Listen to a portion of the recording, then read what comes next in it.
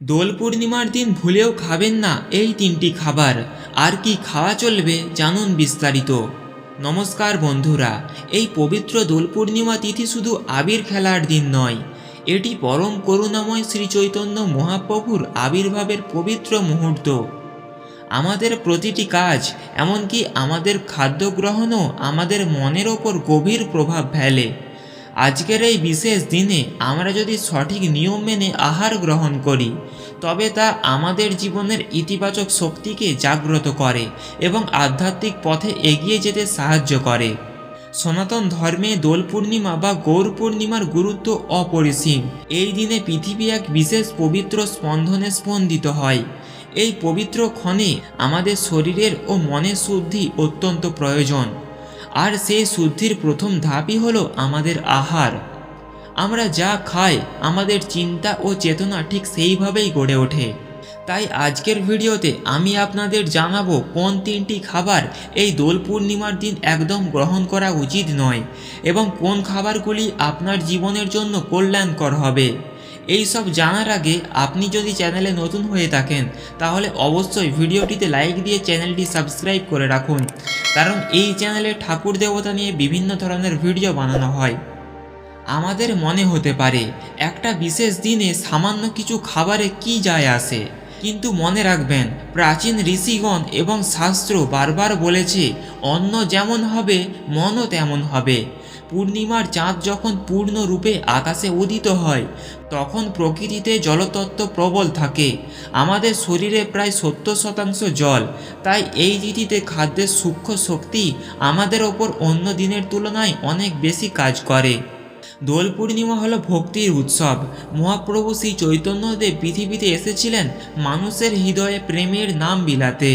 সেই প্রেমের পবিত্রতা রক্ষা করার জন্য এই দিনটি আমাদের সাত্ত্বিক থাকা অত্যন্ত প্রয়োজন। চলুন তবে জেনে নেওয়া যাক কোন সেই তিনটি খাবার যা এই দিনে আমাদের এড়িয়ে চলা উচিত। দোল পূর্ণিমার দিন প্রথম এবং প্রধান নিষিদ্ধ খাবার হলো আমিষ। এর পেছনে কোনো ভয় দেখানো যুক্তি নেই, বরং এর মূলে রয়েছে অহিংসা ও করুণা। দোল উৎসব হলো আনন্দের উৎসব, জীবনের উৎসব।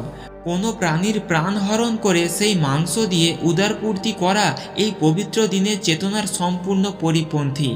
শাস্ত্র অনুসারে পূর্ণিমা তিথিতে আমিষ আহার করলে মনের মধ্যে তমস গুণ বা জড়তা বৃদ্ধি পায়। শ্রী চৈতন্য মহাপ্রভুর শিক্ষা ছিল সকল জীবের প্রতি দয়া। তাই এই দিনটিতে মাছ মাংস গ্রহণ করলে আপনি নিজের ভেতরে সেই দয়া ও প্রেমের জায়গাটি হারান। আধ্যাত্মিক সাধনার জন্য অহিংসা পরম ধর্ম। আপনি যদি এই দিনটিকে প্রকৃত অর্থে উদযাপন করতে চান, তবে নিজের ধারা থেকে হিংসাকে দূরে রাখবেন। অনেকে অবাক হতে পারেন যে পেঁয়াজ ও রসুন তো সবজি, তাহলে এগুলো কেন খাওয়া চলবে না? আয়ুর্বেদ এবং বৈষ্ণব শাস্ত্র অনুসারে পেঁয়াজ ও রসুনকে রাজসিক ও তাস্মিক গুণের আহার হিসেবে গণ্য করা হয়। এগুলো স্নায়ুকে উত্তেজিত করে এবং মনের মধ্যে চঞ্চলতা তৈরি করে। দোল পূর্ণিমা হলো একাগ্র ভয়ে ভগবানের নাম করার দিন, প্রিয়জনদের সাথে শান্তিতে সময় কাটানোর দিন। পেঁয়াজ ও রসুন শরীরের কামজ, উত্তেজনা ও ক্রোধ বৃদ্ধি করতে পারে, যা আপনার মনের শান্তি বিঘ্নিত করবে। মহাপ্রভুর চরণে নিজেকে সঁপে দেওয়ার এই দিনে আপনার মন যেন শান্ত ও স্থির থাকে। সেই কারণে এই দুটি উপাদান এড়িয়ে চলা উচিত। আজকাল অনেক জায়গায় দোল বা হোলির নামে ভাং বা মদ খাওয়ার প্রবণতা দেখা যায়। মনে রাখবেন, এটি কোনোভাবেই শাস্ত্রসম্মত নয়। দোল পূর্ণিমা হলো আধ্যাত্মিক আনন্দের উৎসব, ইন্দ্রিয়ের সুখ নয়। নেশা আপনার চেতনাকে আচ্ছন্ন করে দেয়, আপনাকে কাণ্ড জ্ঞানহীন করে তোলে।